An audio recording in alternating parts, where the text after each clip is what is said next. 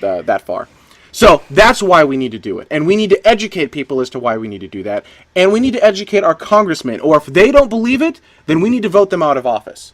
And you need to call them. And you need to talk to them. You need to shoot them emails. And you need to make sure that they understand how vitally important this is to the survival of not just the human race, but American people. Because they like to hear the American people part.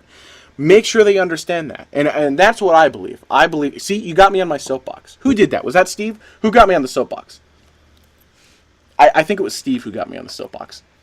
I'll blame Steve. So anyhow, that's...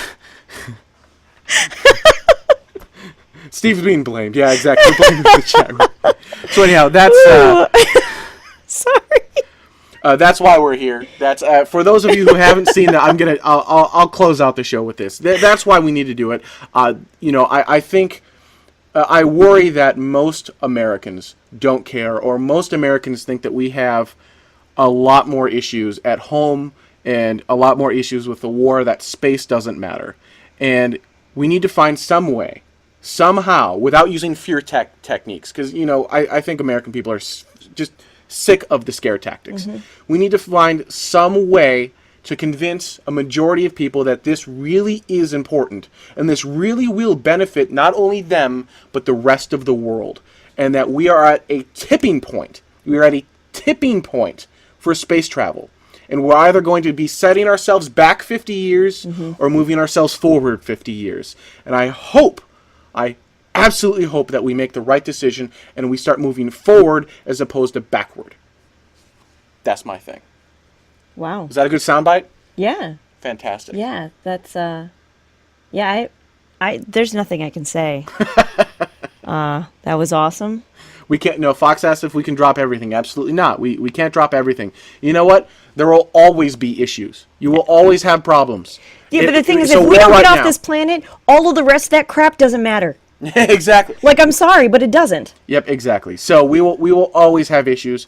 There's nothing. We've got a war right now. We'll have something else later. We'll have something else later. We'll have other budgetary problems. These things won't go away ever, at least not in our lifetime. They just simply won't go away. But you can work around them, and you can be creative, and you can find ways around them. And that's, pilot. Mars absolutely could get hit by a huge asteroid. There's nothing preventing that. You're right. You know what? And that's why in a server you have multiple tiers of redundancy. But I'm saying we need to start with Mars, because Mars is easily achievable compared to something like a gas giant. Because how do you step on a gas giant? Do you go through the gas giant? What happens there? Do you get crushed? I think you get sucked in and then crushed in the core of the planet. Ooh. I don't think that's very hospitable. No, that's not going to be comfy at all. No, I think it might kind of cramp up a little bit if you're sucked into the core of a gas giant. So, exactly. Now, we're making some strides with Pluto. Pluto's another possibility. There might be ice underneath Pluto. We know that there's already atmosphere with Pluto. Or Total Recall, a moon by a gas giant, that would work as well. Oh, man. Guys, think about that. One of Saturn's moons. Think about how beautiful that would be with Saturn right there in the rings, just hoping that you don't slam into the rings, but still. Oh, man, that would be... You look up and there's this giant ring. It's like a sci-fi picture. Wow, that'd be like every house has the best view.